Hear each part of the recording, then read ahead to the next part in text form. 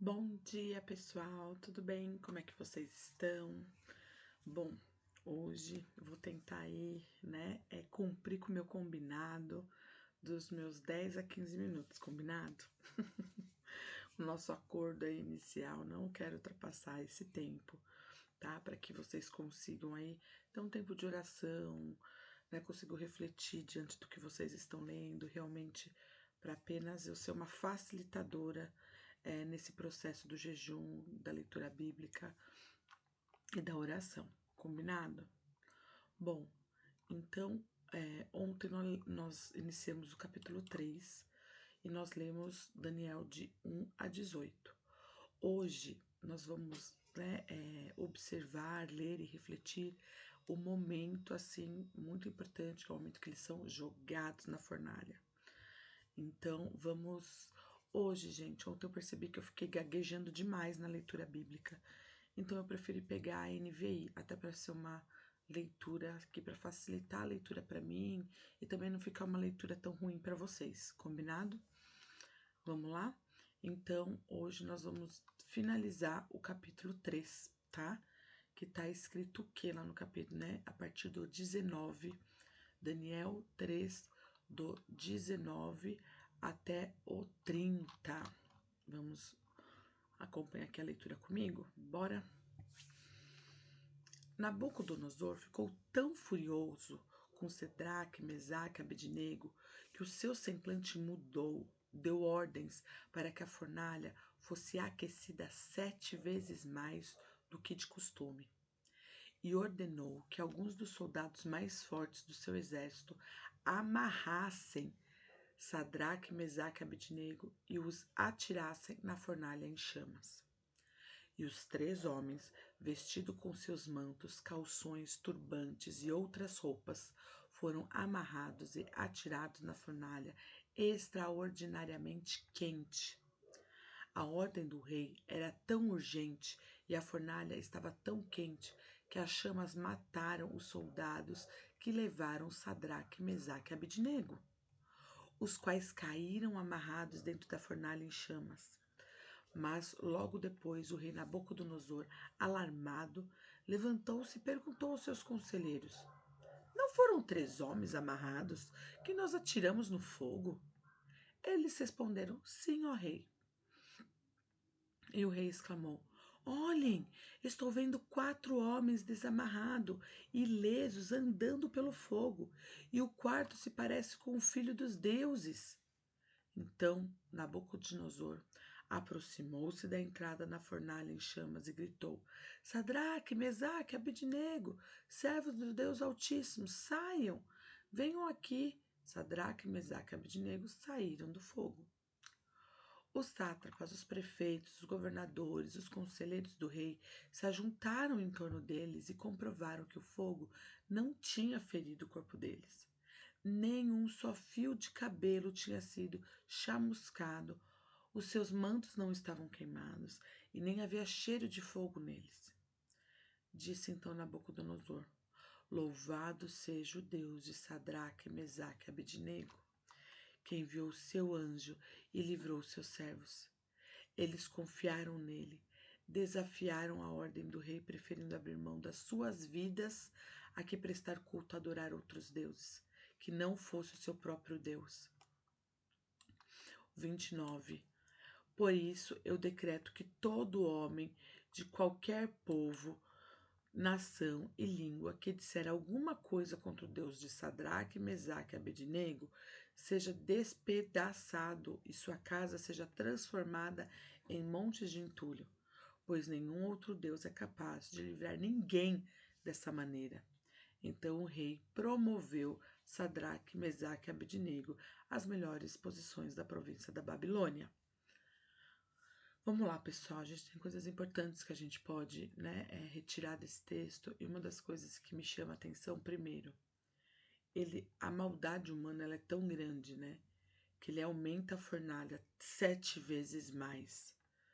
E o texto nos mostra que ela estava tão quente que os soldados que estavam próximos ali morreram de tão quente que ela estava, né?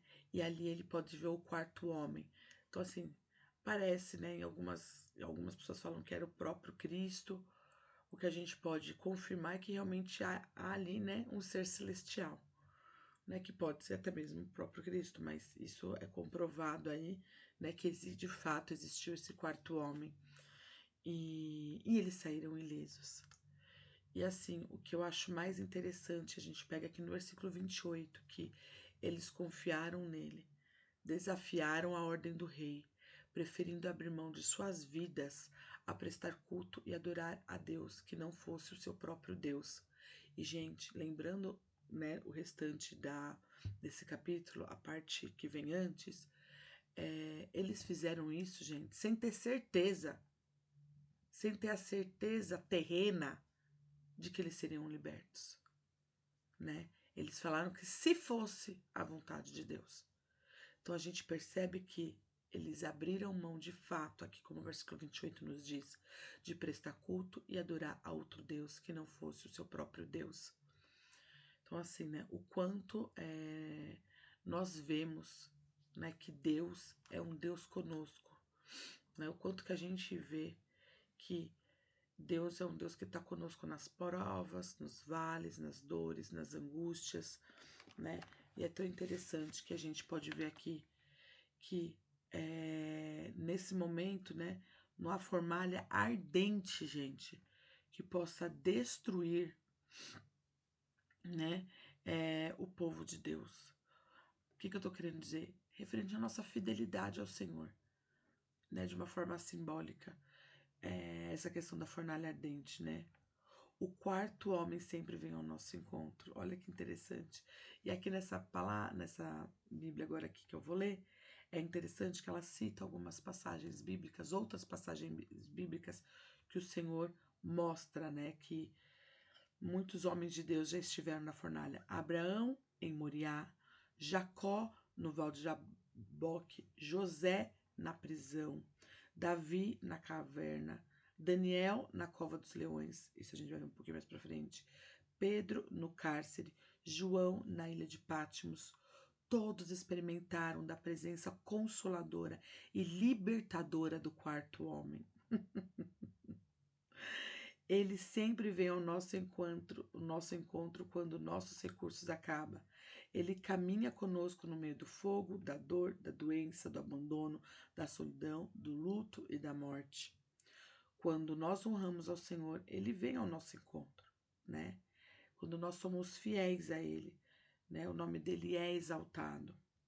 Quando o quarto homem nos faz sair da fornalha, até nossos inimigos precisam reconhecer a majestade de Deus. Deus nos promove quando saímos da fornalha. Saímos dela mais fortes e mais próximos de Deus. Então, que essa seja a nossa oração hoje. Né, que a gente possa confiar em Deus em meio aos nossos vales, às nossas provas, às nossas dores, às nossas angústias, e que o Espírito Santo, pessoal, nos ajude a manter a nossa fidelidade no Senhor, né?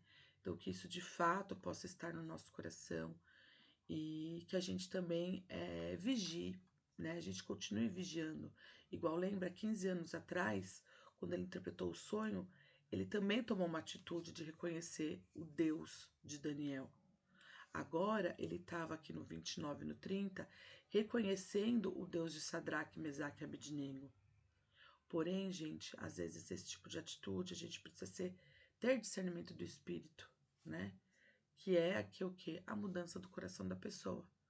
Então, assim, a gente tem que estar sempre orando, né? Para que de fato as pessoas mudem o seu coração e não apenas, né? Tenham atitudes ou mostre atitudes perante o povo, porque ali ele estava exposto, né? Ali ele estava exposto. Então, ele exposto, né? O rei ali exposto na frente de todo mundo, viu que os homens não tinham sido mortos, né? Então, ele toma uma atitude. Ele resolve, então, ali, né? Claro, direcionado pelo Senhor, né? O Senhor, a gente precisa lembrar que ele é onisciente, onipresente, ele governa os reinos, né? O mundo, ele tem a história dele para se cumprir nessa terra. O Senhor vai cumprir a história dele nessa terra. Então, que ali ele, né, deu as melhores posições para Sadraque, Mesaque e Abednego, e também falou para que todo o povo, língua e tal, né, olhasse para o Deus deles, adorassem ao Deus deles, né? Mas aqui a gente precisa lembrar até que ponto, né, é apenas mais um Deus, né, para Nabucodonosor. Então que a gente possa ser orientado pelo Espírito Santo, né, realmente, e que né, que eles não se dobraram, né, gente, eles não se dobraram, eles não abriram mão da adoração a Deus, nem quando foram jogados na fornalha.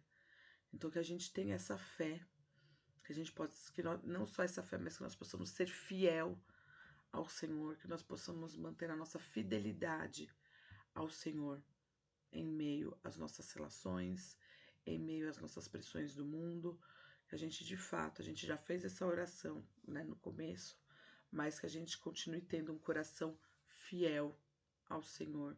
Amém? Que a gente possa continuar crendo nele, pessoal. Tá certo? Uma ótima semana pro pessoal. Deus abençoe, pessoal.